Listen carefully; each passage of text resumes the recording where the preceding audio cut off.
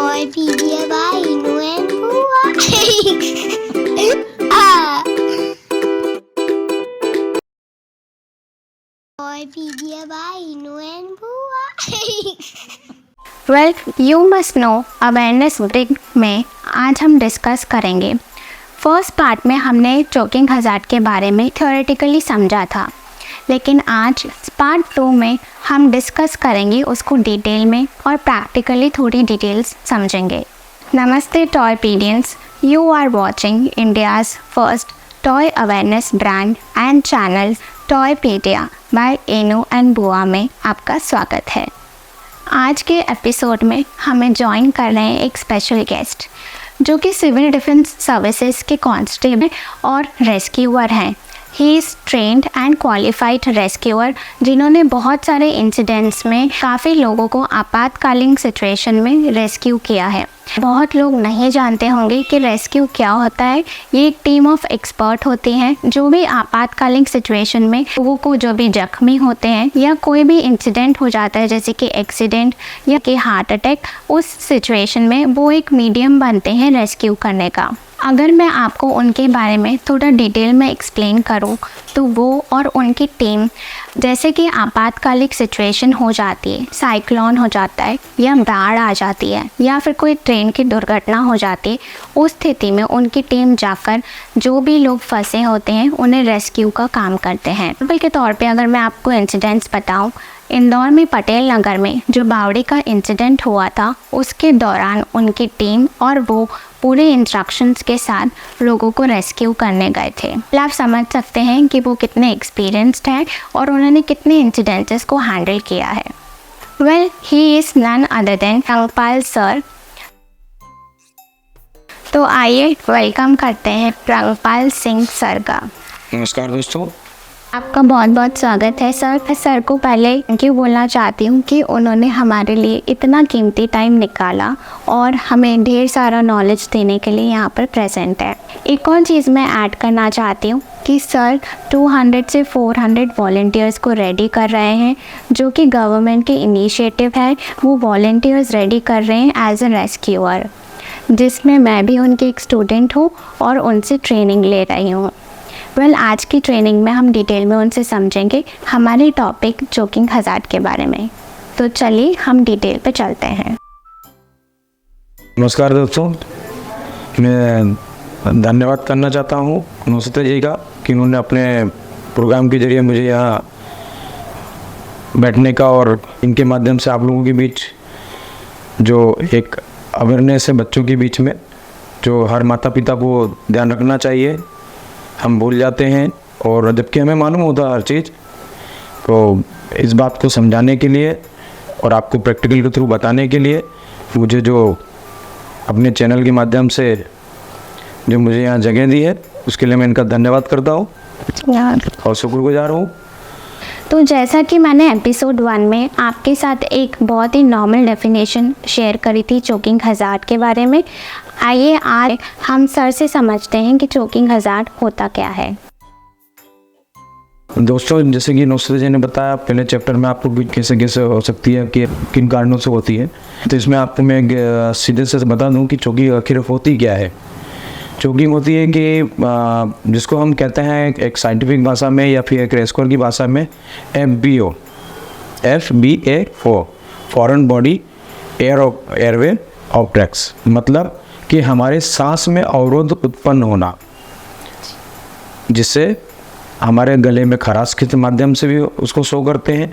जब आवाज़ हम करते हैं, बोलते हैं तो खड़खड़ाहट की आवाज़ में आवाज़ आती है और अधिकतर ना बोल पाना और ना सांस ले पाना, ये इसके मेन लक्षण है। पूरी वस्तु होती है जैसे कि बाहर अगर देखा जाए, बाहर से हम जो भी के द्वारा अंदर ग्रहण करते हैं, जैसे कि अनाज हो गया, हो सकता है कोई खाने की वस्तु और खाने की वस्तु हो सकती है। साथ में जैसे कि बच्चे होते हैं छोटे छोटे, अंटी है, सिक्के हैं, चने की दाल है, ककड़ी के हम टुकड़े उनको बड़ी उत्साह से साथ खिलाते हैं, वो हो गए। हम बड़े हैं तो जैसे कि हम बड़े जब जल्दी जल्दी में कोई कोर खाते हैं, मतलब रोटी खाते हैं। जैसा कि सर ने हमें FBAO के बारे में बताया, जो कि चोकिंग आउटसाइड कोई भी चीज़ धारण करने से हो सकती है। आइए सर से पूछते हैं और थोड़ा डिटेल में कि रेगुलरली ऐसे क्या इंसिडेंट्स होते हैं जो कि बच्चों को चोकिंग कर सकते हैं। तो सर, क्या आप हमें बताएंगे इस टाइप के कुछ इंसिडेंसेस, ताकि हमें और डिटेल में समझ में आए? जी नमस्ते जी। एक्चुअली होता क्या है कि हम तो वैसे भी आधुनिक समय में जी रहे हैं। जी आधुनिक समय में बच्चों के लिए पेरेंट्स बहुत उत्साहित होते हैं, जी क्योंकि आम जीवन में वो अपने पेरेंट्स से जो चीज़ नहीं पा सकते हैं जी तो अपने बच्चों को पूरी देने की कोशिश करते हैं, जी चाहे वो टॉयज़ हो या अदर चीज़ें हों, अच्छे अच्छे कपड़े हों। अब फैशन का समय है और आधुनिक समय है, तो यहाँ पर पेरेंट्स क्या करते हैं कि अच्छे अच्छे आधुनिक कपड़े खरीदते हैं, फैशनेबल, क्योंकि भाई खुशी है बच्चों के लिए। जी क्योंकि कभी उनके पेरेंट्स ने उनको दिया नहीं तो वो सोचते हैं कि नहीं यार, मैं मेरे पूरे पेरेंट्स होने का फ़र्ज़ निभाऊं। तो बच्चों के लिए छोटी छोटी खुशी के भी बिल्कुल दिल से करते हैं, काफ़ी एक्साइटेड होते हैं पेरेंट्स। काफ़ी एक्साइटेड होते हैं। लेकिन होता क्या है, यहाँ पर एक्साइटमेंट के चक्कर में वो ये भूल जाते हैं कि हम जो चीज़ खरीद रहे हैं, जी चाहे वो टॉयज़ हो, हाँ जी जैसे टॉयज़ है, आजकल टॉयज़ बहुत अच्छे अच्छे आ रहे हैं, जी एंटीक आ रहे हैं।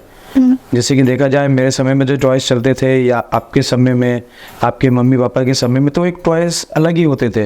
वो लकड़ी के बने हुए होते थे, राइट, है ना, और बड़े होते थे कि जिसे अगर छोटे बच्चों को दिया भी जाए ना तो वो मुंह में रखते थे तो वो अंदर नहीं निकल सकते थे उसको। सकते थे।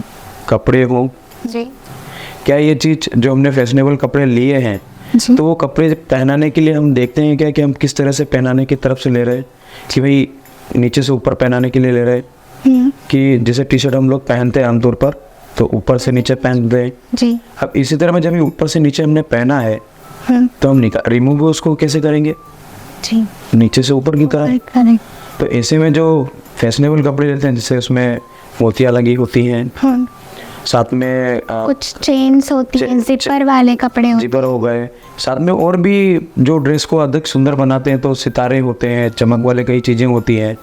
तो वो निकालने में क्या होता है कि वो चीज़ें बच्चों के मुंह पे चली जाती हैं। हैं। जी पेरेंट्स वहाँ ध्यान नहीं देते कि हम इतने आधुनिक कपड़े ले तो रहे हैं। हाँ जी, फिर उत्साह अच्छी बात है, लेकिन इन चीज़ों का अगर हम ध्यान नहीं रखते हैं तो कहीं ना कहीं तक किसी न किसी माध्यम से अचानक से ये इंसिडेंट हो सकता है। या फिर अधिक उत्साह में जैसे दादा दादी होते हैं, हाँ जी पेरेंट्स होते हैं, तो वो क्या करते हैं कि जो हम खाते हैं बच्चों को वो भी खिलाते हैं, जी लेकिन वो ये भूल जाते हैं कि भाई अभी उनके दांत नहीं आए हैं। और जो बच्चे हैं छोटे छोटे, तो दादा दादी, मम्मी पापा जो बड़े उत्साह से, जैसे कि हम खीरा खा रहे हैं, उदाहरण के लिए लें खीरा, ककड़ी ले लें, ककड़ी हम खा रहे हैं, दादा दादी खा रहे हैं, लेकिन दादा दादी के लिए तो वो होता है, हाँ जी लेकिन उसका ब्याज, उनका ब्याज है वो। जी अब मूल से ज़्यादा ब्याज प्यारा होता है, जी जानते ही हैं आप सब लोग। लेकिन अब वो ब्याज प्यारे हैं, तो जब वो खीरा खा रहे हैं या ककड़ी खा रहे हैं तो बच्चों को चाहते हैं कि नहीं यार, मैं इसको थोड़ा सा खिला दूँ प्यार से। ललचा रहा है वो, जी। देख रहा है, लाट टपका रहा है, तो बिल्कुल मासूमियत निगाह से देखता है बच्चा, तो दादा दादी भी बिल्कुल प्यार से उसको खिला देते देते हैं।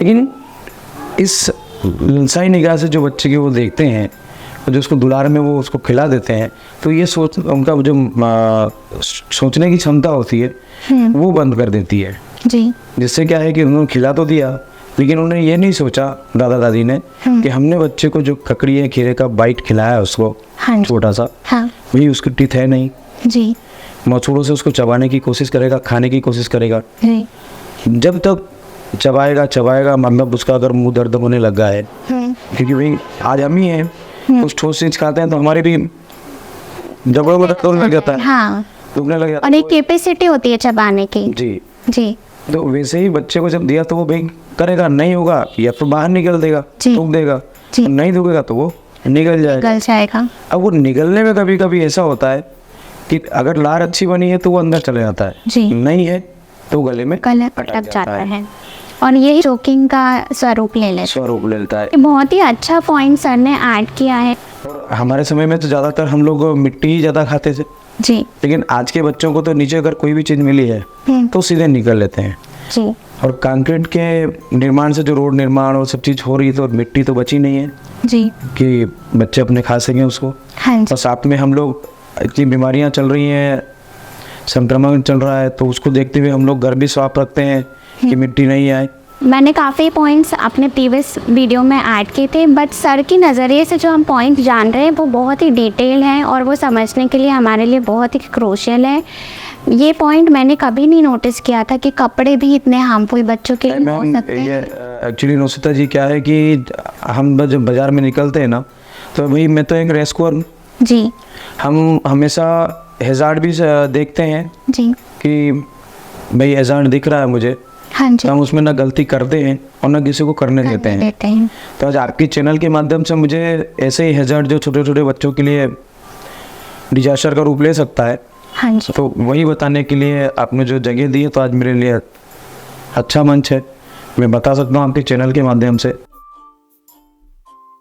इसमें क्या होता है, बच्चा छोटा बच्चा है, बता नहीं सकता, और जो बड़े हैं, जैसे अगर हमें चोकिंग हुआ तो हम भाई गला पकड़ लेते हैं, हाँ, वो गला भी नहीं पकड़ सकते कि अपने को महसूस करा देंगे भाई इनका गले में अवरोध उत्पन्न हो रहा है किसी तरह का।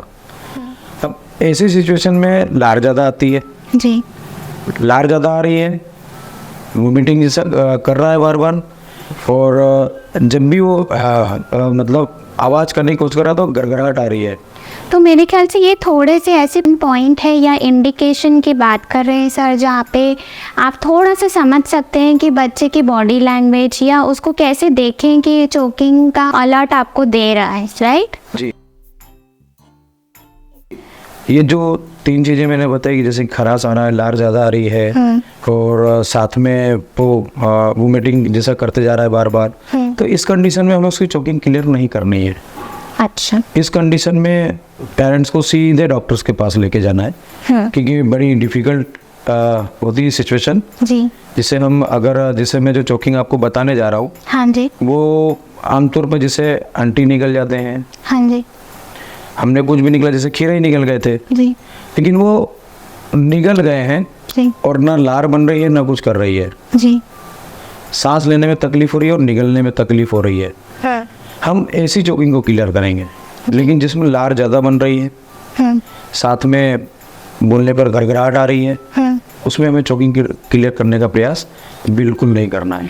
तो ये शायद से एक बहुत ही सीवियर कंडीशन है जो कि पेरेंट्स को देखना चाहिए। एक टाइप की चोकिंग होती है जिसमें हाफ होती है, जिसमें कुछ सिम्टम्स होते हैं, जिसमें बच्चा थोड़ी सांस ले सकता है। तो अभी ये उन्हीं चीज़ों की मैं बात कर रहा था जी, तो मैं पेरेंट्स को थोड़ा ये समझाना चाहती हूँ कि आप टाइप ऑफ चोकिंग्स भी समझें। तो हम चोकिंग के बारे में और थोड़ा सा डिटेल में समझते हैं कि इसके कितने प्रकार होते हैं, किस टाइप से होते हैं और इस पे क्या प्रिकॉशन लेना चाहिए। नुसरत जी, चोकिंग्स क्या है कि बच्चों को, जैसे कि मैंने कहा, फैशनेबल कपड़े, खीरे, ककड़ी, हम किसी भी माध्यम से बच्चों को चोकिंग हो सकती है। आजकल के जैसे नए नए टॉयज़ आ रहे हैं, तो टॉयज़ में भी जो छोटे छोटे पार्ट्स होते हैं, जी, वो वाले जो अपने गिफ्ट आइटम्स होते हैं या टॉयज़ होते हैं, ये बच्चों को नहीं देना चाहिए, जी, क्योंकि टॉयज़ में छोटे छोटे जो पार्ट्स होते हैं वो क्या होते हैं कि जैसे मान लीजिए गम से चिपके हुए होते हैं, जी, या फिर उसको अटैच किया हुआ होता है, जी। बच्चा अगर खेलते खेलते उसको मुंह में बाइट करता है, बाइट करने में क्या होता है, वो चीज़ वो निकल सकती है, जी, कि गम है, गम पिघलेगा, जी, वो निकलेगा पार्ट को, हाँ, वही चबा रहा फिर निकल जाएगा उसको, जी, तो उसको तो मालूम नहीं ना कि चीज़ है क्या, जी। और पेरेंट्स को ये भी समझना चाहिए कि जो छोटे उम्र के बच्चे होते हैं, खासकर 3 साल के नीचे की उम्र के बच्चे होते हैं, उन्हें हर चीज़ मुंह में लेने की आदत होती है। और यहाँ तक कि मैंने ये भी नोटिस किया कि बच्चे 4 से कम 6 साल तक के बच्चे मुंह में चीज़ें लेते ही हैं। इस दौर में आप जो बता रहे हैं वो बहुत ही महत्वपूर्ण चीज़ें जो पेरेंट्स को ध्यान में रखना चाहिए। आगे चलते हैं, बताइए आप। जी, वही मैंने कहा ना, आधुनिक समय में हम पेरेंट्स बिल्कुल ध्यान नहीं देते, लापरवाह हो जाते हैं, तो हम सीधे लौटना अपने चोकिंग की तरफ, कि जिसमें बच्चों को हम छोटी छोटी चीज़ें जो है, जी, उनसे दूर रखें, हाँ जी, जब भी हो उनको लिक्विड ही खिलाए, हाँ, सूखी रोटी जैसे नहीं देना है हमें, हाँ, कि भाई हम खाना खा रहे हैं, प्यार प्यार में हमने सीधे सीधा छोटा सा कोर बाइट उसको दे दिया, हाँ, नहीं देना है, जी। ड्राई आइटम जैसे बादाम वगैरह है, पेरेंट्स खिलाने की कोशिश करते हैं, जी, नहीं देना है। अगर दांत नहीं है तो बिल्कुल नहीं देना है, जी।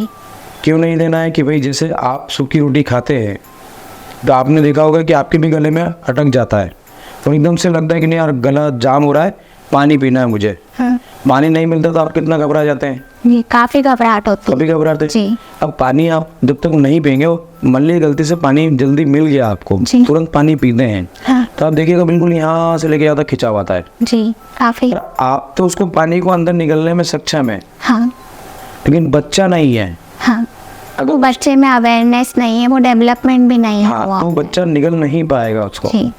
आसानी से, हम्म तो ये बहुत कंडीशन खराब होती है। ऐसे में हमें और बाकी जैसे बादाम हो गए भाई, उनको गला कर देना है, छिलके उतार कर देना है, जी। क्योंकि कभी कभी छिलके भी तालू में चिपक जाते हैं। हाँ जी अब वही अगर मान लीजिए बच्चा धीरे धीरे उसको निकलता गया तो गले में जाके चिपक सकता है। जी।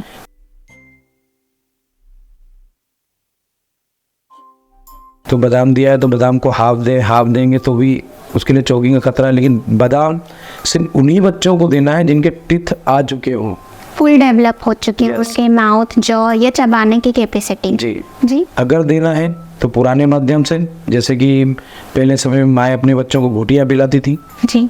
तो उसको बिल्कुल किस कर लिक्विड करके या उसको पाउडर फॉर्म दूध मिलाकर चटा देते थे या फिर पिला देते पिला थे, देते। जी, तो वो फायदेमंद होता है।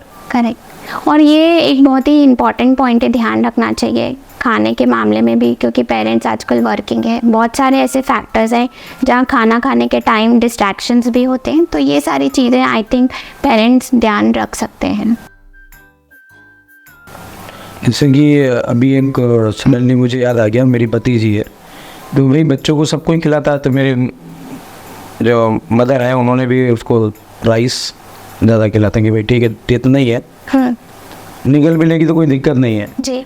तो उन्होंने बाइट का ध्यान नहीं रखा कि कितनी बाइट मुझे उसको खिलाना है, तो उन्होंने क्या थोड़ा थोड़ा करके खिलाते रहे। जी। तो सडनली वो बातों में मगन थी और उन्होंने उठाई इतनी बड़ी बाइट जी। और उनको खिला दिया बच्ची को।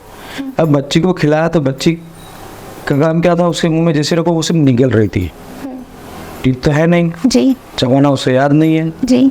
अब उन्होंने निगल लिया, निगलने के बाद क्या हुआ, उसको हटन। अवरोध उत्पन्न कर दिया, ना सांस ले पा रही थी, मतलब कहने को बोला जाए तो ना वो निकल पा रही थी ना उगल पा रही थी। जी। तो इस कंडीशन में खैर मेरे घर में तो मैं एक रेस्क्यूअर हूँ, तो मैंने माता जी को, मेरी वाइफ को, बच्चे को, जो कि मेरा भी 13 साल का बच्चा है, तो उनको मैंने सबको बता रखा है कि भाई, एडुकेट किया हुआ है आपने बेसिकली उनको। जी हाँ बिल्कुल मैंने सिखा रखा है, बता रखा है कि कभी ऐसी सिचुएशन आए तो कैसे करना है। तो खैर मेरी मदर जो है वो तो भूल गई थी, मेरा बालक हुआ था उसको याद था करना कि नहीं यार पापा ने बताते हैं, क्लासेस चलाते हैं और मुझे भी ऐसा बताया है। वो मेरे सारे वीडियोस देखते रहता है जो मैं ट्रेनिंग आप लोगों को सभी को देता हूँ जी। तो सारे वीडियोस देखते हैं, तो उसमें उन्होंने उसको कैप्चर कर रखा हुआ था मेथड को। ओके। तो उन्होंने बच्चे को बिल्कुल वैसा ही दादी से बोल के करवाया, उसने खुद नहीं किया। अच्छा। मैंने दादी आप करिए, मुझे मालूम है ऐसे ऐसे करते हैं, पापा की वीडियो बोले मोबाइल है मैं देखते रहता हूँ, आप करते जाओ ऐसे। अच्छा। तो उन्होंने क्या उसकी चोकिंग क्लियर हो गई। तो ये बहुत ही इम्पॉर्टेंट है हमें ये समझने के लिए कि अगर वर्स्ट केस में कभी ऐसा इंसिडेंट हो जाता है और आपको तुरंत हेल्प नहीं मिलती है, उस दौरान आप क्या एक्शंस ले सकते हैं और बच्चे को हेल्प कर सकते हैं। ये डॉक्टर सजेस्टेड प्रिकॉशंस नहीं हैं, ये एक रेस्क्यूअर के पॉइंट ऑफ व्यू से सजेशन है जो कि आप इमीडिएट हेल्प एक बच्चे को दे सकते हैं। तो आपको ये बहुत ध्यान में रखना है कि जो हम पॉइंट्स आपको दे रहे हैं वो रेस्क्यूअर के पॉइंट ऑफ व्यू से दे रहे हैं, ना कि डॉक्टर्स के पॉइंट ऑफ व्यू से। जी बिल्कुल लोसिता जी, हम बिल्कुल एक रेस्क्यूअर हैं, हम रेस्क्यूअर के पॉइंट से ही देंगे, क्योंकि देखिए हर जगह पर जी डॉक्टर्स अवेलेबल नहीं होते हैं। जी। हम ट्रेन में जरूरी नहीं कि वहाँ कोई डॉक्टर आपको मिल जाए, करेक्ट। सफ़र में है जरूरी नहीं है कि वहाँ कोई डॉक्टर आपको मिल जाए, जरूरी नहीं है कि हम घर, जहाँ हमारा घर है अभी रेसिडेंस है, उसके आसपास कोई क्लिनिक बिल्कुल घर के बगल से लगा हुआ हो। जी। कोई भी होगा तो 1 किलोमीटर, 500 मीटर, 200-300 मीटर में डिस्टेंस पे होता है। जी। लेकिन आपको ये मालूम होना चाहिए कि अगर किसी को चोकिंग होता है जी। तो 6 मिनट उसके लिए बहुत इंपॉर्टेंट होते हैं। अच्छा, वो 6 मिनट्स बहुत इम्पोर्टेंट। 6 मिनट्स जो हमारे रेस्क्यूअर को कहा जाता है, जी। ये हमें बताया जाता है कि भाई 6 मिनट आपके लिए इम्पोर्टेंट है। मतलब अगर किसी को चोकिंग हुआ है, हाँ जी, 6 मिनट में क्लियर नहीं हुआ है, और 6 मिनट के बाद फिर 6 मिनट हमको और मिलते हैं जी। कि कभी कभी होता है चोकिंग क्लियर करने के चक्कर में क्या हो जाता है, सामने वाला अनकॉन्शियस हो जाता है। अनकॉन्शियस हो जाता है, मतलब सोचने समझने की माइंड की थोड़ी स्थिति स्लो हो जाती जी। है। जी। तो इसको हमें जब भी इस्तेमाल करना है जब आपको लगता है कि आप अच्छे से कर सकते हैं, जी। करने की कोशिश करना है। जी। और कोशिश करने के लिए ऐसा नहीं कि आप घर में बैठकर कोशिश करें, जी। आप गाड़ी में लेकर जा रहे हैं, कोशिश करते हुए जाएं। जी। हमें ये नहीं करना कि हमें सिर्फ घर में ही अप्लाई करना है। आप भाई अपना साधन कीजिए, जी। डॉक्टर के पास पहुंचना उसके पहले आप अपनी पूरा जो प्रयास हम बता रहे हैं वो आप करते जाएं। जी। बाकी डॉक्टर को जो काम करना है करना ही है, हाँ। लेकिन अगर ज़्यादा देर उनकी ब्रीथ रुकी रही या फिर जो चोकिंग हमने क्लियर नहीं किया, सांस लेने में तकलीफ होगी, जिससे ब्लड सर्कुलेशन भी रुकेगा, जी। हार्ट भी बंद हो सकता है। ऐसी कंडीशन में भी कई बार हमको फेस करना पड़ा है कि भाई किसी गले में हड्डी अटक गई है या कोर अटका हुआ है, सांस नहीं निकली है, तो भाई सांस भी बंद हुई है जी। और साथ में अटैक भी आया है उनको, मतलब हार्ट बीट बंद हो जाती है। कंडीशन वही होती है कि एक हार्ट अटैक जैसी स्थिति बन जाती है उनकी। जी। तो चोकिंग में जैसे ब्रीदिंग इम्पैक्ट होता है, फिर धीरे धीरे अनकॉन्शियसनेस आती है, हार्ट पे इम्पैक्ट होता है, और ये पूरा ड्यूरेशन 6 मिनट्स का जो टाइम होता है वो बहुत क्रूशियल होता है। तो सर का कहना यही है कि जो भी वो मेथड आपको प्रैक्टिकली बताएंगे वो आप एक डमी पे ट्राई कर सकते हैं, तो एक कॉन्फिडेंस लेने के लिए।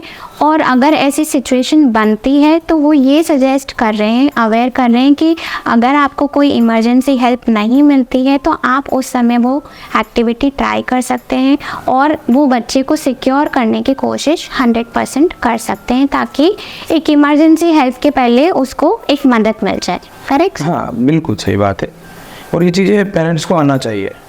और मुझे एक चीज़ और याद आई, आपने हमारे एक पुराने डिस्कशन में ये भी कहा था खाने से रिलेटेड कि अगर छोटे बच्चे हैं तो उन्हें जैसे टॉफ़ीज़ हो गई या फिर खाने के रैपर्स में छोटे छोटे टॉयज़ आते हैं, तो आपने मोस्टली ये सजेस्ट किया था, एक पॉइंट बोला भी था आपने ट्रेनिंग के दौरान कि खाना जितना हो सके बच्चों को मेल्टिंग, जो जल्दी से मेल्ट हो जाए वो खाना देना चाहिए, ना कि ऐसी टॉफ़ीज़ जो बहुत ही छोटी छोटी सी टॉफ़ीज़ होती हैं जो हार्ड होती हैं और वो पिघलने में थोड़ा टाइम लेती है और शायद वो अटकने के केसेस उसके ज़्यादा होते हैं, और हमने में से किसी ने सुना भी होगा उन केसेस के बारे में। तो हमें प्रेफर करना चाहिए कि मेल्टिंग वाला ही खाना दें एक 3 साल के करीबन बच्चों तक। जी जी, बिल्कुल सही है नुसरत जी। एक्चुअली क्या है कि आप और हम तो बात कर रहे हैं, जी। लेकिन जो भी आप हमारा वीडियो देख रहे हैं, जी, है ना, आपके चैनल के माध्यम से, वो सभी जानते हैं इन चीज़ों को, जी, सभी जानते हैं इन चीज़ों को, और देखा ही होगा कहीं ना कहीं आसपास में कि भाई किसी को टॉफ़ी दी, हाँ, भाई ऑरेंज टॉफ़ी हर कोई खाता है, जी। बच्चों को खट्टा मीठा पसंद है तो ऑरेंज, भाई बच्चों को जो 1-1.5 साल का बच्चा जो चलने लग जाता है, जी, तो आमतौर पर बड़े घर के तो लोग यही कोशिश करते हैं कि बच्चों को हर चीज़ घर में अवेलेबल हो, हाँ जी, लेकिन जो आसपास के छोटे मध्यम वर्गीय लोग हैं, जो मजदूर वर्ग के लोग हैं, इनमें अधिकतर आपको देखने को मिलेगा कि भाई वो उसको 1 रुपये 5 रुपये का सिक्का दिया, वो पास की किराने की दुकान पे गए, जी, सीधे बोलेगा भाई ये टॉफी दे दो, जी, है ना, तो वो ऑरेंज या जो भी है, लेकिन वहाँ पर ये चीज़ नहीं देखेंगे वो लेने में, क्योंकि उनको समझ नहीं है। अब जिस पे उंगली रखी, बच्चे तो जिद्दी होते हैं, जी, दुकानदार अगर उनको समझाते हैं कि नहीं बेटा ये आपकी चीज आपके लायक नहीं है, तो रोने लग जाते हैं, जी, नहीं देते तो पेरेंट्स भी जिद करने लगते, नहीं मांग रहा तो आप दो ना, आपको तो पैसे से मतलब है। हाँ जी, कई दुकानदार अवेयर है, हाँ, उसे मालूम है कि भाई, क्योंकि दुकान आजकल जो भी बैठे हुए हैं सब बुजुर्ग बैठे हुए हैं, जी, यंगर से सभी हैं, वो भी समझते कि नहीं यार बच्चों को अटक जाएगा, हाँ जी, मेल्ट होने वाली चीज़ नहीं है, तो फिर भी वो जबरदस्ती उनको दिला देते हैं, बच्चे लेकर जाते हैं। कुछ दुकानदार ऐसे भी हैं कि जो नहीं देखते हैं जी, बच्चों को, कि भाई उनको तो उनकी कमाई से मतलब है, पैसे लिया, उन्हें जो मांगा उनको दे दिया। दे दिया, अब उन्होंने ले तो लिया, जी। लेकिन बच्चे ने खा लिया उसको। जी, अब ऑरेंज की गोली आप भी खाते हैं, हाँ। मैं भी खाता हूँ, आप लोग भी खाते हैं, जी, तो क्या आप जानते हैं जल्दी घुलती है क्या, वो नहीं, मेल्ट होती है क्या जल्दी? नहीं, बिल्कुल नहीं होती होती, उसको थोड़ा टाइम लगता है, उसको प्रॉपर चूसना भी पड़ता है। बच्चे क्या करते हैं, कई बार वो एक साइड में कॉर्नर में रख लेते हैं उसको, और वो आदत नहीं होती, उनको अंडरस्टैंडिंग नहीं होती कि इस तरह की टॉफ़ी कैसे खाई जाए, तो वो बहुत टाइम लेती है, और वो अटके ऐसी इंसिडेंट्स हो जाती है, खेलने कूदने लग गए तो वो अटकने के बहुत ज़्यादा चांसेस बढ़ जाते हैं उसके केस। इसमें नौसिता जी आपने ये भी समझा होगा कि कभी जैसे मान लीजिए हम आपने भी गोली खाई है, मैंने भी खाई है, आप लोगों ने भी खाई है, तो जब आप खा के उसको अच्छे से साइड में रख लेते हैं, जैसे कि हम लोग भी करते हैं आमतौर पर चूसने के लिए, और सडनली कभी हंस दिए या फिर रनिंग कर रहे हैं बातें करते करते और वो सडनली खसक जाती है अंदर। जी, हुआ वो कभी ना कभी आपके साथ, होता आपके है। साथ भी हुआ होगा। तो आप उसी से जज कर सकते हैं कि जब हमें उससे तकलीफ हो रही है जो कि हम अपने आप को संभाल सकते हैं, राइट। और जिनमें अभी समझ नहीं है, जो अपने आप को अच्छे से खड़ा रह के चलना नहीं सीख पाए हैं, बोलना नहीं सीख पाए हैं, तो उस बच्चे की कंडीशन क्या होगी? बहुत ही मुश्किल होगी और बच्चे बोल नहीं पाते हैं। और हम पेरेंट्स को ये नहीं बोल रहे हैं कि आप बच्चों पे ध्यान नहीं देते हैं। सर का कहना ये है कि आप बच्चों से इतना प्यार करते हैं, जब आप उनको इतना प्यार करते हैं तो क्यों ना इन सब छोटी छोटी चीज़ों का एक्स्ट्रा ध्यान में रखें।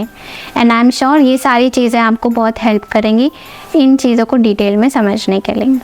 इसमें आपको नाराज़ होने की ज़रूरत नहीं है, अदरवाइज लेने की ज़रूरत नहीं है। आप बच्चों से प्यार करते हैं, हम बात सिर्फ उसी की कर रहे हैं कि अति उत्साहित होकर खुशी से हम उनके लिए वो करने लग जाते हैं जिससे कि हम ये भूल जाते हैं कि वो चीज़ उनके लिए अच्छा है या बुरा। जी, वो एक जजमेंट पॉइंट पेरेंट्स को हर समय होना चाहिए, हर वक्त में होना चाहिए और उम्र के साथ होना चाहिए, जिसको शायद से केयरफुल पेरेंटिंग भी बोलते हैं। एक समझदार पेरेंट वो है जो इन सब चीज़ों के बारे में बारीकी से सोचेंगे। खासकर ये चीज़ हमारे सिर्फ इंडिया में ही है। जी, इंडिया में ही माँ बाप बच्चों के लिए अतो उत्साहित होते हैं जिसके पीछे वो उनके अच्छे बुरे का फ़र्क नहीं जानते, इससे इसको नुकसान होगा या अच्छा होगा। आगे आप अदर कंट्री में कहीं भी जाएंगे तो बच्चों को वही चीज़ प्रोवाइड करते हैं या वही चीज़ उनको दिलाते हैं जो उनके लिए अच्छा हो। आपको घटनाएं देखना, चोकिंग की सबसे ज़्यादा इंडिया में मिलेगी। आप सर्च करेंगे ना तो इंडिया में मिलेगा, सबसे ज़्यादा चोकिंग इंडिया में होती है बच्चों को, फॉरेन कंट्रीज़ में नहीं, क्योंकि ना तो वहाँ छोटी चीज़ें उनको दी जाती है, टॉयज़ में दिए जाते हैं तो बहुत सोच समझ कर दिए जाते हैं, बड़े टॉयज़ दिए जाते हैं। तो इसी से जैसे कि आप लोग सब जानते हैं कि मैं एक टॉय एक्सपर्ट हूँ और मेरी सर से जब मुलाकात हुई थी ट्रेनिंग के बारे में और कोइंसिडेंटली उन्होंने चोकिंग के बारे में हमें पढ़ाया, डेमोन्स्ट्रेशन भी दिया और मैंने सर से खुद से डेमो भी लिया है कि चोकिंग को कैसे हैंडल करना चाहिए। इसी की वजह से हम आपके साथ ये सारी इन्फॉर्मेशन शेयर कर रहे हैं ताकि इन चीज़ों को आप थोड़ा अच्छे से समझें, क्योंकि चोकिंग इंडिया में इतना हाईलाइटेड नहीं है और एज अ टॉय डिज़ाइनर यहाँ पे टॉयज़ में भी गाइडलाइन दी होती है चोकिंग की, तो आप इसको बेटर थोड़ा सा समझने की कोशिश करें। तो जैसा कि हमने सारी डिटेल्स थ्योरेटिकली समझ तो ली है, लेकिन अब करना क्या है उसके बारे में डिस्कस करते हैं। तो चोकिंग को प्रिवेंट करने के लिए काफ़ी मेथड्स होती हैं, जिसमें से कुछ 1-2 मेथड्स इम्पॉर्टेंट होती है और वो हर एक आम इंसान को आनी चाहिए। तो सर हमें हेल्प करेंगे डेमोन्स्ट्रेशन के लिए और हम इसे डिटेल में समझते हैं। थैंक यू अनुसुता जी। जैसे कि आपने बताया कई मेथड होते हैं, लेकिन होते तो हैं, लेकिन पुराने ज़माने के मेथड अलग हैं। आपने पुराने समय में देखा होगा कि भाई बच्चे को अगर शिशु को मान लीजिए वो हो सकता है कि माँ ट्रीट करा रही हो, ट्रीट कराने के बाद क्या होता है, उनको अगर हमने ऐसे करके डकार नहीं दिलाई है उस समय भी चोकिंग होती है। तो भाई वो तो हट जाती है, किसी किसी को अगर अटक गया है दूध गले में नहीं होती, उस कंडीशन में भी हो सकता है जी किया होगा। नहीं तो भाई बच्चा चने का दाना हो सकता है, कंकर हो सकता है, आंटी मतलब कोई भी छोटी वस्तु ऐसी जो उन्होंने निगल लिया है वो गले में अटक गई है, चॉकलेट टॉफ़ी जो भी जल्दी मेल्ट नहीं होती वो भी हो सकती है जी। तो आमतौर पर मैंने देखा है कि पुराने जो लोगों से जिनको पूरा सही मेथड नहीं मालूम होता तो बच्चे को ऐसा बिल्कुल दोनों हाथों से दोनों पैरों से उसको पकड़ के उठा लेते हैं और उल्टा करके उसको पीठ को थपथपाते हैं, जबकि ऐसा नहीं करना चाहिए। ओके। करना चाहिए तो क्यों करना चाहिए, नहीं करना चाहिए तो क्यों नहीं करना चाहिए, हम कोई ध्यान नहीं देते हैं जी। क्यों नहीं करना चाहिए, पुराने आप सभी सोच ही रहे होंगे जी। जो अगर मान लीजिए कोई हमसे उम्र में सीनियर्स हैं जो 35 साल 40 साल 48 साल पुराने जो लोग हैं वो देख रहे होंगे तो बोले सर क्या बता रहे हैं, हमने किया है ऐसा। तो भाई किया है, मैं मना नहीं कर रहा हूँ जी। तरीका आपका करने का उस समय जो था वो सही था, लेकिन आप लोग कभी शीर्षासन पे खड़े हुए हैं जी? शीर्षासन कभी किया है? जी किया है, मैंने तो ट्राई किया है ना जी। तो जिस तरह से आंखें हमारी कितनी कैसी लाल हो जाती है जी, आंखें लाल हो जाती है, सर हैवी हो जाता है ना जी। कभी आपने मुंह में पानी को भरकर फिर शीर्षासन किया। आइडियली तो ऐसा नहीं करना चाहिए, कुछ खा के सर के बल उल्टा नहीं होना चाहिए। मैं सिर्फ पूछ रहा हूँ, कभी ऐसा किया है? नहीं किया है। ऑफिशियली नहीं किया होगा? जी नहीं किया। क्यों नहीं किया, मैं पूछ सकता हूँ? अगर मान लीजिए गलती से अगर पानी आप मुंह में लेते हैं जी और उसको मुंह में कुल्ले के साथ भर के रख लिया, भैया निकला नहीं और आपने सीधे शीर्षासन कर दिया, क्या हो सकता था? कभी सोचा है? नाक में शायद भर जाए। नाक में जा सकता था जी, सर में यहाँ चढ़ पर सकता सर है। पे चढ़ सकता था, हाँ क्योंकि आमतौर पे होता है जी, कि हम गलती से खाते पीते कभी उल्टा सीधा सीधा हो जाते हैं तो ऊपर होती है नीचे तकलीफ, चढ़ जाती है। हाँ है ना। आमतौर पर कभी अच्छी गैस बनी है पेट में और हमने खूब अलग अलग चीज़ें खाई है, तो कभी कभी ऐसे सडनली भी हो जाता है जी होता है। कि आपको कई जैसी आ रही है, ये डकार जैसी आ रही है, तो उसी समय आप बोल पड़ते हैं, जी तो बोलना और उसका निकलना एक जैसा हो जाता है, तो हमको ठसका लग जाता है, हाँ लगता है ना जी। और वो यहाँ तक लगता है आपको झटका उसका। हाँ, तो बच्चे को भी वैसा हो सकता है, और बच्चे तो और भी ज़्यादा नाजुक, सेंसिटिव होते हैं, बहुत ही ज़्यादा नाजुक होते हैं। दिक्कत हो सकती है। जी यहाँ तो भैया सीधा सा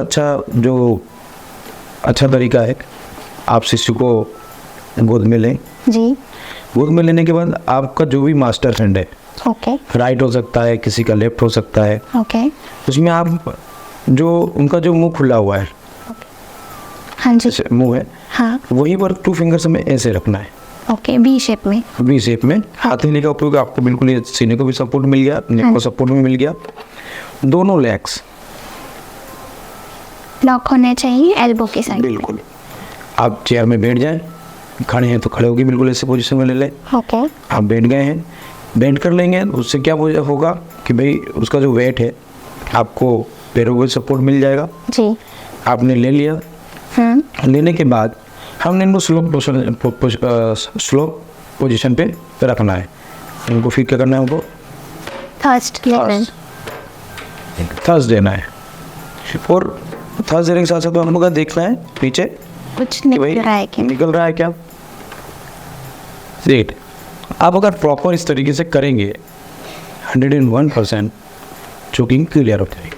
ओके, तो यहाँ पे शायद हो सकता है किसी के कुछ क्वेश्चंस आए, जैसे कि कितना प्रेशर लगाना है, नाजुक बच्चा है तो फोर्स कितना लगाना है, वो थोड़ा सा एक हिंट बता दीजिए। यहाँ पर हमें सिर्फ एक थर्स देना है, लेकिन थर्स्ट ऐसे नहीं देना कि जैसे हम किसी बच्चे को मारते हैं कि भाई 1.5 साल 2 साल का बच्चा हो तो उसको अच्छे से हमने चमाट लगा दी, पीठ पे थपाक लगा दी, जी वैसे नहीं मारना है। बच्चे को बच्चे के हिसाब से थर्स देना है उसको, ओके, कि जिससे कि जो उसको अवरोध उत्पन्न हुआ, जो चीज़ उसके गले में अटकी हुई है वो निकल जाए। अब कभी कभार ऐसा होता है कि ऐसे करने से नहीं निकलता है, नहीं निकल पाया, और हो सकता है समय ज़्यादा हो गया हो। इस समय कभी कभी कंडीशन ऐसी होती है कि बच्चे की ब्रीथ होल्ड हो जाती है, होल्ड हो जाती है। साथ में हार्ट भी होल्ड हो जाता है। जी तो ऐसी सिचुएशन आ जाती है तो एकदम से घबराना नहीं है, हॉस्पिटल की तरफ तो आप रुख करना ही है, जी क्योंकि आप जो कि चोकिंग करते क्लियर करते करते जा ही रहे हैं। जी अगर आप दूर हैं तो चोकिंग क्लियर करने में घर भर उनकी हार्ट बीट बंद हो जाती है, ब्रीथ बंद हो जाती है, तो आपको घबराना बिल्कुल नहीं है। आप उसको बिल्कुल सीधा कीजिए। जी सीधा करने के बाद जैसे कि हमने उनको बैक में पकड़ा था बच्चे को, है ना, तो उसको वैसे ही हथेली पर ओके, हम सीधी पोजीशन पर ले लेंगे। अच्छा, हमने लिया, उनको रख लिया, स्टमक में यहाँ से हमने उसको स्लो हल्का सा पुश करेंगे, वही 2 फिंगर जिससे हम सिपा देंगे उसी फिंगर से ओके, नाभि और J5 प्रोसेस के थोड़ा सा नीचे बीच सेंटर में करेंगे, तो उससे क्या होगा, उसको थोड़ा सा बाहर के जग मिलेगा, जग मिलेगा। तो भाई उस समय उसको क्या करना है, नेक को सिर्फ थोड़ा सा लेफ्ट की तरफ ट्विस्ट करके रखेंगे, जो भी चीज़ें जो निकलेगी उसके इधर बाहर हो जाएगी। अच्छा, जैसे ही बाहर निकलता है उनका जो गले में अटकी हुई वस्तु है, जैसे ही बाहर निकली, अब उनकी ब्रीथ भी बंद है, जी हार्ट बीट भी बंद है, जी साथ में ब्रीदिंग भी बंद है। ऐसी सिचुएशन में आपको पैनिक नहीं होना है, माइंड को स्थिर रखना है। आप उनको सबसे पहले 2 ब्रीथ दे, तो ब्रीथ में आपको यहाँ पर सिर्फ पफ देना, जैसे हम एडल्ट को देते हैं, जैसे कि आपको पता है जैसे हम सांस लेते हैं जी, उसी तरीके से सांस देना है, लेकिन ये प्रक्रिया सिर्फ हमें एडल्ट में करना है। ओके, जो वयस्क होते हैं 9 साल से ऊपर, ऊपर के। उनके लिए किया जाता है। ओके। नहीं तो हम चाइल्ड है, इनको हम सिर्फ पफ देंगे, 2 पफ देंगे। कैसे देंगे आप देख लीजिए। ओके। आपने देखा, बस ऐसे ही हम उनको पफ देंगे। पफ देने के बाद 2 मिडिल फिंगर, हमारी पोजीशन जो बैठने की फुल स्ट्रेट होगी। अगर हमारा बॉडी बैलेंस साथ नहीं देगा तो हम क्या होगा, उनको जो दबाव देंगे, जो प्रेशर देंगे चाइल्ड को, ज़्यादा जाएगा। ओके। सीधे रहेगी पोजीशन। और यहीं पर हम उनको कितने 5 से 15 बार पुश कर सकते हैं, 5 टाइम या 15। ठीक है। 1 2 3 4 5 6 7 8 9 10 11 12 13 14 15। ओके। अगेन हम पफ देंगे उनको। ध्यान रखें कि जो डिस्टेंस मैं मेंटेन कर रहा हूँ पफ देने के लिए उतना ही करें, ना कि ऐसा करें। इस तरह से पफ देने की कोशिश ना करें, क्योंकि बच्चों के लंग नुसदा जी छोटे होते हैं। जी। जैसे कि आपने बलून देखा होगा, बलून जब हम फुलाते हैं, अगर उसमें हम एक साथ आवाज़ दें तो अगर छोटा बलून है तो तुरंत फूट जाएगा, जी। क्योंकि उसकी कैपेसिटी ज़्यादा खुलने की नहीं है। वहीं थोड़ा सा हम बढ़ा लेते हैं, उसमें देते हैं तो थोड़ा सा फैलता है। इसी तरह बच्चों के जो लंग्स होते हैं, जैसे जैसे एज उनकी बढ़ती जाती है, लंग्स मजबूत होते जाते हैं। वो ज़्यादा जगह जो सांस हम ज़्यादा ले सकते हैं, कैपेसिटी उनकी बढ़ती जाती है। तो यहाँ पर से हम न्यूबॉर्न में भी मतलब 0 से लेके 12 तक 12 मंथ्स तक पफ ही देंगे। पफ देंगे। पफ के अलावा हम कुछ नहीं देंगे। तो ये रिपीटेड प्रोसेस रहेगी, 2 पफ और 15 स्ट्रोक। हाँ, 15 भी कर सकते हैं, जैसे कि 5 to 15 चलता है हमारा रेस्कोर का जो रेसो है। ओके। टाइट के लिए जैसे कि 5 पुश भी चलता है, 1 2 3 4 5। 1 2 3 4 5 6 7 8 9 10 11 12 13 14 15। और ऐसे में ही फिर बच्चों की इम्पोर्टेंट चीज़ आती है कि हमको पता किस चलेगा कि भाई वो होश में आ गया है, जी। कि हार्ट बीट चालू है, ब्रीथ चालू हो गई है। यहाँ पर भी आपको चेक करना होगा। ओके। क्या है कि बच्चा जैसे कॉन्शियस में आएगा, हरकत करेगा, मूवमेंट करेगा, जी। एक तो वो पहचान हो गई। दूसरा कि भाई वो अनकॉन्शियस है लेकिन हार्ट बीट आपकी चालू हो गई है, ब्रीथ भी चालू है। तो हमको इस चेक करने के लिए भी उनकी जो पल्स होती है, जी। तो हम उनकी फीमोरल पल्स, अच्छा। हाँ, फीमोरल पल्स चेक करते हैं। आपने देखा होगा न्यूबॉर्न बेबी को आप लेके जाएंगे ना, डॉक्टर रेडियल पल्स नहीं देखता है। हाँ जी। कि जैसे कि हम बड़े लोग चले गए, हाँ। तो सीधे रेडियल पल्स को यहाँ पे चेक हाँ कि भाई आपकी रेडियल पल्स हम चेक करेंगे। हाँ। चेक करते हैं, वो रेडियल पल्स होती है। जी। जैसे बच्चों में फीमोरल पल्स चेक की जाती है, जो कि थाइस के जी। एरिया में होती एरिया में होती है। ये जल्दी पकड़ में आती है बच्चों में। अच्छा। हाँ, कभी आपने देखा होगा जैसे बुजुर्ग होते हैं, डॉक्टर्स परेशान हो जाते हैं, नर्स परेशान हो जाती है कि भाई इनकी वेंस नहीं मिल रही है। नहीं मिल रही है। हाँ। तो जल्दी वेंस नहीं पकड़ में आती है। अच्छा। तो हम एडल्ट में कैरोटिड पल्स को चेक करते हैं, हाँ जी। वैसे ही बच्चों में फीमोरल पल्स। अच्छा, तो ये आप बिल्कुल नोट करें कि आपको कौन सी पल्स चेक करनी है कि Femoral pulse होश को check में करना आ है। गए। जी। हाँ, जैसे कि अगर अनकॉन्शियस हो गए हैं, आपको लग रहा है कि भाई हार्ट बीट बंद है, तो आप बिल्कुल लगाकर चेक कर सकते हैं। LLF आप बिल्कुल ऐसा कर सकते हैं। अच्छा। कान में लगा के ब्रीदिंग का सेंसेशन जी। चेक कर सकते हैं। तो उसमें क्या होता है कि जैसे अगर ब्रीथ चल रही है तो हमें चलती हुई महसूस होगी, साथ में अगर चेस्ट थोड़ा बहुत संकुचन और वो भी दिखाई देगा, और जरा सी भी गर्म हवा छोड़ रहा होगा बच्चा तो उनको गर्म गर्म लगेगी। जी। ये जो एयर रिलीज करते हैं ना, वहाँ थोड़ी गर्म सी hot होती है। लगेगी जी। और साथ में ही अगर किसी भी तरह की मुंह से एयर, बारीक सी एयर भी छोड़ होगी, जी। सुरसुराहट हमको सुनाई देगी। हाँ। तो सुन भी सकते हैं, देख भी सकते हैं और समझ भी फील सकते भी हैं। कर सकते हैं। हाँ। ये तीनों चीज़ें हो जाती है जब हम कान के पास लगाते हैं, तो आंखें हमारी चेस्ट की तरफ और कान नाक और मुंह की तरफ होता है। जी। तो इससे एक्चुअली जब मैंने सर से ट्रेनिंग ली तो मुझे पहले स्टार्टिंग में थोड़ी घबराहट हुई कि एकदम ही इन्फेंट बच्चा है, और मैंने डमी पे भी प्रैक्टिस किया तो मुझे थोड़ा सा ऐसा लगा कि कैसे दे पाएंगे बच्चे को। बट इस स्टेट में पेरेंट्स को बिल्कुल भी घबराना नहीं है, उन्हें कॉन्शियस प्रेजेंट माइंड में रहना है और पेशेंस रखना है, पैनिक बिल्कुल नहीं होना है जैसे कि सर बोलते हैं। और आप जिस तरह की ये प्रोसेस है थोड़ा और डिटेल में स्टडी कीजिए, प्रैक्टिस कीजिए किसी डमी पे, और ये कोशिश कीजिए कि आप एटलीस्ट हॉस्पिटल ले जाने के दौरान ये प्रैक्टिस कर पाएँ ताकि वो जो 6 मिनट का ड्यूरेशन है उसे कवर अप किया जा सके। 6 मिनट में जो मेन ड्यूरेशन है मैडम, वो उस स्थिति में है कि जब उनकी हार्ट बीट बंद हो जाती है। जी ओके। हार्ट बीट जैसे बंद हो गई, हाँ जी। या फिर सांस नहीं चल रही है, हाँ जी, हृदय अपना काम नहीं कर रहा है, उस स्थिति में हमारे कुछ 6 मिनट मतलब हमारे लिए इम्पोर्टेंट हो जाते हैं। इम्पोर्टेंट वो गोल्डन आवर है जी, एक रेस्क्यूअर के लिए। 6 मिनट बहुत इम्पोर्टेंट इम्पोर्टेंट है है किसी की लाइफ बचाने के लिए, क्योंकि हम डॉक्टर्स नहीं होते हैं, जी। लेकिन डॉक्टर के पास पहुंचने के पहले जो हमें रोकथाम करनी होती है, हम ये प्रक्रिया आपको बता रहे हैं और उसी हिसाब से आपको जी। करना है। और हमें ये भी समझने की ज़रूरत है कि हर चीज़ हम जितना आधुनिक लेके जा रहे हैं या हम डॉक्टर को फ़ोन कर रहे हैं, एम्बुलेंस को फ़ोन कर रहे हैं, वो फैमिली सारा प्रोसीजर करती रहे साइड बाय साइड, बट हमें भी कहीं ना कहीं एक अथॉरिटी लेनी है कि कॉन्फिडेंस में आना है कि हम भी कुछ हेल्प कर सकते हैं। और ये बहुत ही जो एक प्रॉब्लम एरिया है, अवेयरनेस का एरिया है, जहाँ पे हमें एज अ नागरिक और एज अ पेरेंट भी समझने की कोशिश करनी है कि हम ये अगर एक्शंस ले लें कॉन्फिडेंस के साथ तो बहुत सारी जानें भी बच सकती हैं। ये एक बहुत बड़ा टॉपिक है जो हम कभी नेक्स्ट कवर करेंगे। अब चलते हैं नेक्स्ट प्रोसेस की तरफ।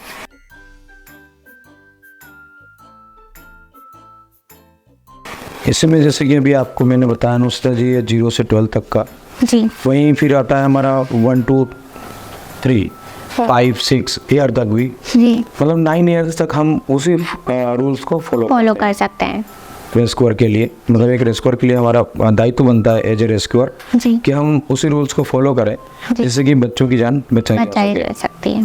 ठीक है क्योंकि कहावत है कि बच्चे भगवान का रूप होते हैं, जी, तो भगवान को तो हम मार नहीं सकते हैं जी, और भगवान को सिर्फ बचाने की कोशिश कर सकते हैं, भगवान हमें बचाता है, जी। लेकिन जो उनका रूप है, जो हम स्वरूप उनका देखते हैं बच्चों में, जी तो उनको तो बचा ही सकते हैं।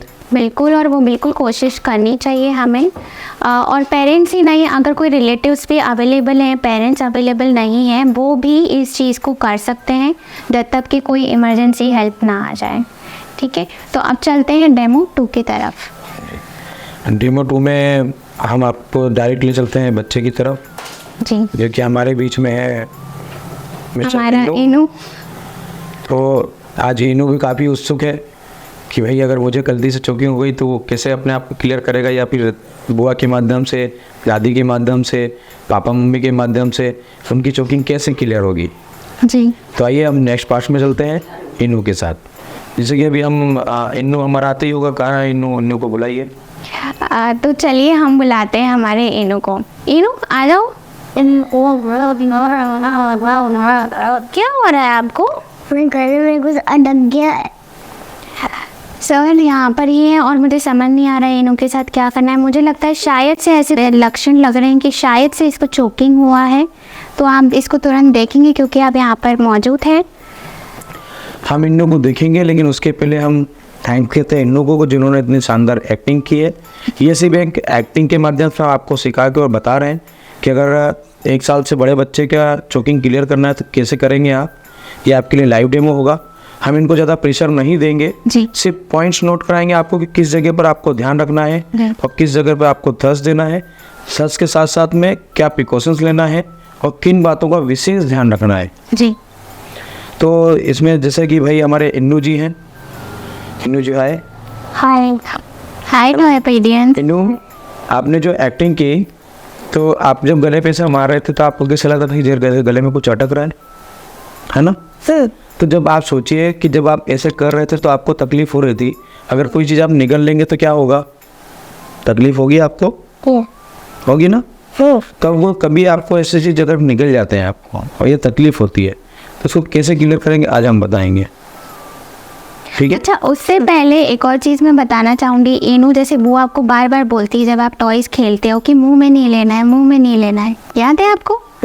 हाँ, तो जब अगर कोई बच्चा गलती से मुंह में ले लेता है, आपके द्वारा वो समझेंगे कि कोई चीज़ मुंह में नहीं लेनी चाहिए। पहली बात, अगर गलती से वो बच्चा मुंह में ले लेता है तो पेरेंट्स उस बच्चे को कैसे हेल्प करेंगे।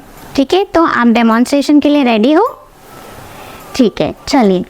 जब भी बच्चा कोई चीज़ निकलता है तो क्या होता है कि वो चीज़ उसके गले में जाके अटक जाती है। अब अटकने में चीज़ ये आती है कि हमारा मेन मकसद होता है कि सर आपने थर्स बताया कि जैसे हम इन्नू को ये हमने होल्ड किया, इन्नू डाउन हो जाओ, हमें उन्हें पीछे सपोर्ट देना है पैर का, तो आप खड़े रह के कर सकते हैं। हमने पैर से उसको सपोर्ट लिया है कि जिससे वो आगे पीछे ना जा सके। जी। हम 2 थर्स्ट दे सकते हैं, 2 थर्स्ट दिए अच्छे से, बच्चा है थोड़ा सा टाइट दे सकते हैं। जी। उसे 40 डिग्री में झुका कर ही रखना है, जिससे चीज़ क्या होगी, बाहर निकलने की कोशिश बाहर निकलने की कोशिश करेगी। करेगी। यहीं पर इन्नू आप सीधे हो जाइए। अब बात आती है स्पॉट कि भाई बच्चा है तो उसको हमको थर्स्ट भी देना पड़ेगा जी। प्रेशर के साथ में, जिससे कि जो चीज़ उसने खाई है वो उसको बाहर हो जाए।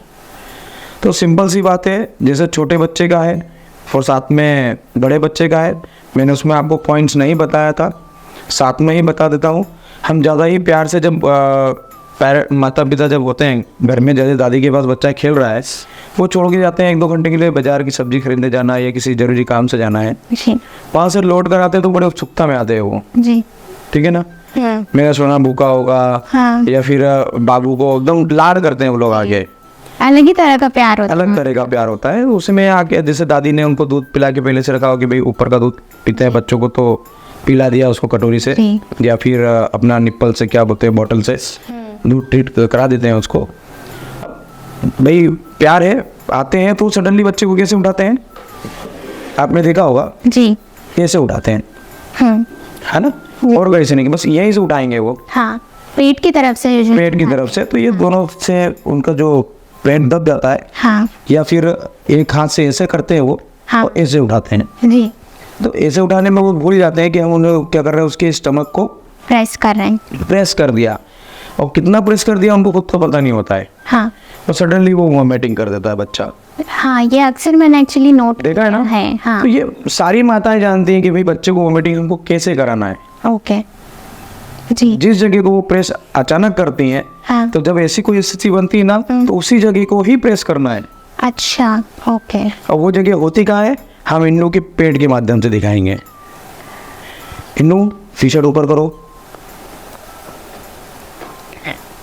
आप इन्नू का स्टमक देख रहे हैं, जी। तो जो नाभि है इन्नू की, हाँ। और साथ में जो रिब्स खत्म हुई ना, जी। ये रिब्स खत्म हुई, हाँ। ये दिख रहा है आपको, हाँ। रिब्स का सेट, हाँ। ये रिब्स खत्म हुआ हाँ। यहाँ, और नाभि का सेंटर ये है, सेंटर। हाँ, नाभि का और जाइफाई फोर्सेस के बीच, जिसको हम जाइफाई फोर्सेस है, पत्ती नुमा एक आकार होता है, जी। लिप जहाँ खत्म होती है और एक जी। लीव जैसा फील होता हाँ है, जी। उसको G5 कहते हैं। जाइफाई फोर्सेस कहते हैं उसका ये सेंटर। हाँ जी। आपने देखा होगा एयर गोल लोगों को खसक जाता है कि भाई एयर गोला खसक गया, टूटी हो गई, हाँ। तो वो वही जगह है जहाँ हमें उसको दबाना है, दबाना। प्रेस करना है। जी। इससे क्या होगा, उनको थोड़ा सा झुकाया, हाँ। और प्रेशर से उनको वहाँ पर दबाया। दबाया। इन्हें कैसा महसूस हो रहा है, सामने देखो, हाँ, हाथ छोड़ो, ये आपको जैसा फील हो रहा है आप बताएं। बिल्कुल बताना, फील कैसा रियल में बताना है। कैसा लग रहा है आपको? कोई चीज़ बाहर आ रही है, ऐसा लग रहा है आपको कि मुझे उल्टी होने वाली है, या फिर अभी मैंने जो खाया वो बाहर आने वाला है, लग रहा है? झूठ नहीं बोलना बच्चे, सही बोल रहे हो ना। तो जैसे कि इन्नू बता रहे हैं, हम ज़्यादा जोर से उसको प्रेशर नहीं करेंगे, आपको उसको थोड़ा प्रेस टाइट दबाना है, जिससे जो भी उनका खाया पिया है जो गले में अवरोध उत्पन्न कर रहा है वो क्या होगा, सडनली मुंह से बाहर आ जाए, बाहर आ जाएगा।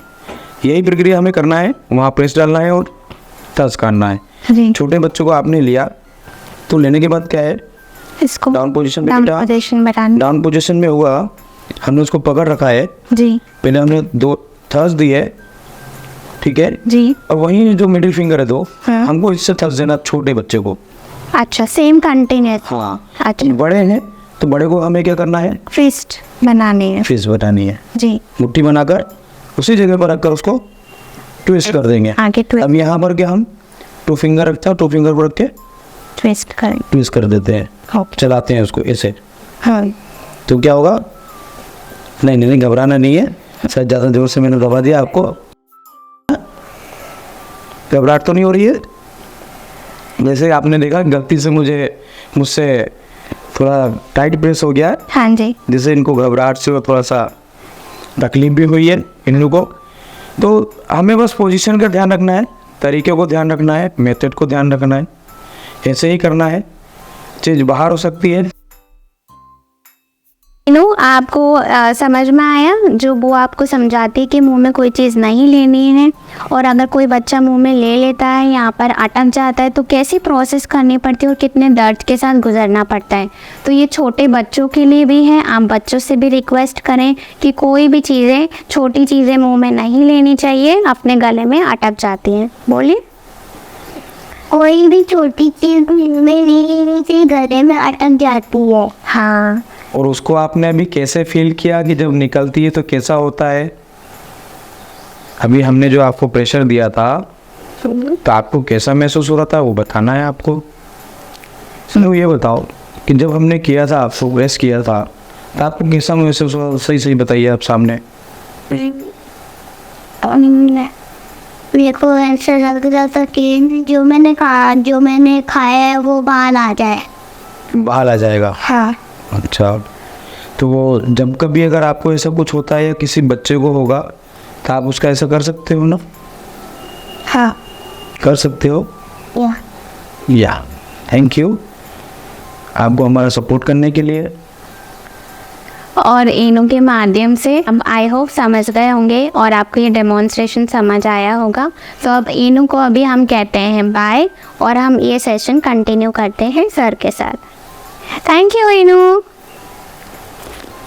तो आज के एपिसोड में हमने 2 डेमोन्स्ट्रेशन कवर किए, जिसमें इन्फेंट्स बच्चे थे और 9 इयर्स ओल्ड तक के बच्चे थे। उन्हें कैसे चोकिंग को ट्रीट करना है वो आई थिंक आपने सर के माध्यम से समझ लिया होगा।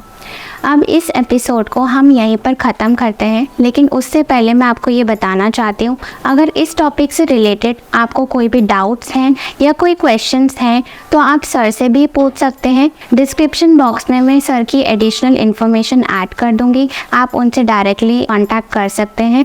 और अगर आपको वॉलेंटियर रिलेटेड भी या फिर रेस्क्यूअर रिलेटेड कोई डिटेल्स चाहिए या गवर्नमेंट प्लान के बारे में आपको समझना है जो कि डिफेंस सर्विसेज से रिलेटेड है, इंदौर बेस्ड या और भी अदर सिटीज़ में आपको जानना है, तो सर एक बहुत ही इम्पॉर्टेंट सोर्स हैं जिनसे आप सारी इन्फॉर्मेशन ले सकते हैं। मेरी अवेयरनेस यही होगी कि मैंने जैसे सर से चीज़ें सीखी हैं आप भी सीख सकते हैं। इस तरह के कोर्स कीजिए ताकि आप इन चीज़ों के बारे में काफ़ी डिटेल्स समझ सकें और जब ज़रूरत आए तो आप इसे प्रैक्टिस कर सकें और तुरंत किसी की जान बचा सकें। इसी एपिसोड को हम आगे और कंटिन्यू करेंगे, लेकिन और इसमें एक ट्विस्ट एंगल ऐड करेंगे जो कि बहुत ही सीरियस इशू भी है और उसके बारे में भी हमें अवेयरनेस होनी चाहिए। तो मैं आशा करती हूँ कि सर हमें नेक्स्ट एपिसोड में भी ज्वाइन करेंगे और ये सीरीज़ को हम कंटिन्यू करेंगे। बिल्कुल नौसिदा जी, बिल्कुल कंटिन्यू करना चाहूँगा। और आप और हम तो सोच सकते हैं, समझ सकते हैं कि आपने क्लास अटेंड की है, सुना है, मुझे समझा है, लेकिन इनको तो थोड़ा सोचना होगा कि आगे की ट्विस्ट क्या हो सकता है जी, क्या चीज़ हो सकती है। लेकिन वो BLS है, बेसिक लाइफ सपोर्ट की चीज़ है जी, कि जो आगे इन लोगों के लिए बहुत इम्पोर्टेंट है। जी, तो अगर इनकी कोई उत्सुकता है, किसी तरह का कोई क्वेश्चन है, अपने चाइल्ड को, बच्चे की CPR को लेकर है, चाहे बच्चे की चोकिंग को लेकर हो, अगर कोई भी क्वेश्चन है आपका तो बाकायदा आप डिस्क्रिप्शन बॉक्स में लिखिए या फिर मुझे डायरेक्ट आप कॉल कर सकते हैं। जी, जैसे कि मेरी डिटेल्स पूरी नौसिदा जी मेंशन करेंगे। जी, और अगर डायरेक्ट मुझे आप कॉल नहीं कर सकते हैं तो इन्हीं को कमेंट बॉक्स में आप बिल्कुल लिख सकते हैं आपका क्वेश्चन भी। जी, और आप किसी तरह की और भी इस वीडियो से रिलेटेड कोई जानकारी आप चाहते हैं तो हम बिल्कुल, आप अगर वीडियो के माध्यम से चाहते हैं तो वीडियो के माध्यम से दे देंगे, फ़ोन के माध्यम से चाहिए तो आपको फ़ोन के माध्यम से मिल जाएगी। जी, तो बिल्कुल हम देंगे, क्योंकि एक अवेयरनेस की चीज़ है, हम इससे कई लोगों की लाइफ बचा सकते हैं, चाहे बच्चा हो। आगे जो हम चीज़ बताएंगे अगर अपने नेक्स्ट 3 पार्ट्स में, हाँ, तो इतनी इम्पोर्टेंट चीज़ है कि हम पहले तो ये और जो आगे बताने वाले हैं जी, इसको पैसे दे के सीखा नहीं जा सकता है। जी, ये तो बिल्कुल सही है, ये पैसे दे के नहीं सीखा जा सकता है। और जो सीखते भी हैं वो बहुत ही कम गिने चुने इंसान होते हैं जिनके प्रोफेशन की बात होती है या कुछ एक अलग ही आपके जैसे प्रोफेशन हो सकते हैं। वो तो कोई प्रोफेशनल रेस्क्यूअर होंगे या फिर डॉक्टर्स हो सकते हैं या नर्स हो सकते हैं। और जैसे कि आम जीवन पे मैं आजकल किसी को ब्लेम नहीं करना चाहता जी, आप देख सकते हैं कि कौन कैसे क्या किस रूप में बनकर आता है। जी, तो भाई एक नर्स होता है वो भी भगवान बनता है, जी। एक डॉक्टर है वो भी भगवान का ही रूप है। हाँ। तो जी वैसे ही आप भी एक भगवान का ही रूप है। फर्क इतना है कि उसने उस चीज़ के बारे में पढ़ा है, जी। जानकारी हासिल की है, हाँ। साइन और सिम्टम के बारे में जानते हैं, जी। तरीके जानते हैं क्योंकि उन्होंने पढ़ा है, प्रैक्टिस की है। जी। तो भाई आज आपको जो उन्होंने पैसे देके सीखा है, हाँ। आप बिना पैसे के सीख रहे हैं हमारे चैनल के माध्यम से। जी। एंड दूसरी चीज़ मैं यहाँ पर ऐड करना चाहूँगी कि सर ने जितनी भी डिटेल्स शेयर करी हैं वो सारी चीज़ें, ये हम जो भी सेशन करना चाह रहे हैं वो एक बेसिक लाइफ स्किल की बात आती है। हम हमेशा ये एनकरेज करते हैं स्टडी करो, पढ़ाई करो, रेगुलर पढ़ाई करो, बट एक बेसिक लाइफ स्किल्स सबसे ज़्यादा इम्पॉर्टेंट होती है इंसान के सर्वाइवल के लिए। और ये हम जो भी बातें कर रहे हैं एक आम इंसान के माध्यम या उसके पर्सपेक्टिव से बात कर रहे हैं ताकि हम अवेयर रहें और जो भी टॉपिक्स हम लेके आ रहे हैं उसके बारे में आप जानें। और जो लाइफ स्किल्स हैं, रेस्क्यू और प्रोग्राम्स हैं जो गवर्नमेंट रन कर रही है, सर ट्रेन कर रहे हैं, इसके बारे में भी आपको अवेयरनेस मिले ताकि अगर आपके पास टाइम है या आप इंटरेस्टेड है तो इन चीज़ों में और एक्टिविटी में आप इंडल्ज हो सकते हैं और हमें ह्यूमैनिटी को सपोर्ट कर सकते हैं बेसिकली। दोस्तों जो ये शख्सियत दिख रही है ना वैसी है नहीं है, आपके लिए बहुत सस्पेंस क्रिएट कर रही है और आगे जाके आपके लिए बहुत कुछ लाने वाली है। टॉयज़ नहीं, सिर्फ बच्चों के टॉयज़ के माध्यम से नहीं, आप बड़ों के लिए भी कुछ लाने वाली है ये। तो आपकी बेसिक लाइफ के बारे में इतनी चीज़ें हो सकती हैं कि जो आपको हो सकता है वो घरेलू चीज़ें जो आप घर में उपयोग करते हैं या आप घर में रहते हैं तो आप किन खतरों से अनभिज्ञ हैं, वो खतरे भी आपके सामने लेकर आएंगी, वो भी रियल लाइफ में लेकर आएंगी। आपको रियल डेमोज मिलेंगे इनके माध्यम से। तो हम बिल्कुल जैसे कि सर कह रहे हैं सस्पेंस है और आप बिल्कुल वेट कीजिए कि नेक्स्ट सस्पेंस में क्या हम डिस्क्लोज़ करेंगे। उससे पहले इस एपिसोड को ख़त्म करने से पहले मैं अगेन सर को बहुत बहुत थैंक यू बोलती हूँ। धन्यवाद। सर का टाइम एक एक मिनट इतना वैल्यूबल है और इतना कीमती है, लेकिन सर ने बिल्कुल झिझक के बिना कुछ सोचे मेरे को पहली आस्क में सर ने हाँ कर दिया। सर ने टाइम निकाला और बिल्कुल नीट क्यों नहीं करता नुसरत जी, करना था मुझे हाँ, क्योंकि वही जो चीज़ मैं पब्लिक को बुला कर जोड़ कर सिखा रहा हूँ, बता रहा हूँ, जागरूकता फैला रहा हूँ, तो आपके चैनल के माध्यम से या आपके माध्यम से मैं इतने लोगों में ये चीज़ जो भी देखेगा तो कम से कम कुछ तो सीखेगा जी। अगर उनमें से मान लीजिए 100 लोगों ने देखा, 100 में से अगर 10 ने भी अप्लाई किया जी, तो मैं आपके चैनल के माध्यम से जो चीज़ पहुँचाना चाह रहा हूँ जन जन तक, तो वो 10 क्या है और 10 को बताएंगे जी। तो 10 से 10-20 होंगे जो कि एक हमने मूवीज़ में देखा है या पुराने चैनल जो कि पहले हम देखते थे कि भाई कि आप फाइनेंसर वाले आते थे कि भाई आप 3 से 1 आप हमने आपको मेंबर बनाया तो आप 3 मेंबर बनाइए। जी। तो जब आप कोई चीज़ आप इस्तेमाल करेंगे आपसे उसका रिजल्ट मिलेगा कि यार ये चीज़ हमने फार्मूला इस्तेमाल किया अच्छा हुआ, तो आप 4 को बताएंगे और वो 4 फिर दूसरे 4 को बताएंगे, मतलब खुद में खुद आप फैलाएंगे। क्योंकि जब चीज़ें हम कुछ सीख जाते हैं ना तो अपने अंदर रोक नहीं पाते हैं। जी। हमें एक ऐसी खूबी होती है ना कि जो चीज़ आ गई ना तो हम चाहते हैं कि वो 4 लोग देखें। हाँ, और एक्चुअली जब से मैंने सर से क्लास लिए, ये डेमोज लिए, मैं खुद इतनी अवेयर हो गई हूँ। बच्चों के प्रति और ह्यूमैनिटी के प्रति सेंसिटिव तो थी, लेकिन सर से जब मैंने ये चीज़ें सीखी तो मुझे थोड़ा कॉन्फिडेंस आया कि हाँ वाकई एक आम इंसान भी ये सारी सिचुएशन हैंडल कर सकता है जितना उसके बस में हो। और ये जितने भी प्रोग्राम्स है ये एक इंसान की सेफ्टी के लिए और जागरूकता फैलाने के लिए, क्योंकि हमारा चैनल भी टॉयपीडिया बाय इनू एंड बुआ अवेयरनेस का एक कॉमन पॉइंट है हमारे बीच में। तो ऐसे और भी सीरीज़ हम कंटिन्यू करेंगे जहां सर का भी फीडबैक रहेगा और हमारा भी रहेगा। आप कमेंट बॉक्स में हमें ज़रूर बताएं कि अगर आपने ऐसी कोई सिचुएशन फेस की हो तो क्या आपको ऐसी हेल्प मिली हो या आपने कुछ कर पाए, या ऐसे कोई भी आपके इस टॉपिक रिलेटेड सिचुएशंस रही हो तो आप वो भी हमें बता सकते हैं। और ऑब्वियसली अगर आपके कोई क्वेश्चंस हैं तो आप डेफिनेटली हमें लिखिए, मेल भी कर सकते हैं और कमेंट बॉक्स में भी लिख सकते हैं। मैं सर से भी डिस्कस करके आपको पर्सनली उसके आंसर्स हम आपको ज़रूर देंगे, प्रैक्टिकली और थ्योरिकली जी, दोनों से। ठीक है दोस्तों, तो आज का एपिसोड यहाँ पे हम ख़त्म करते हैं। मिलते हैं नेक्स्ट एपिसोड में। धन्यवाद। Thank you. Toypedia by Inu and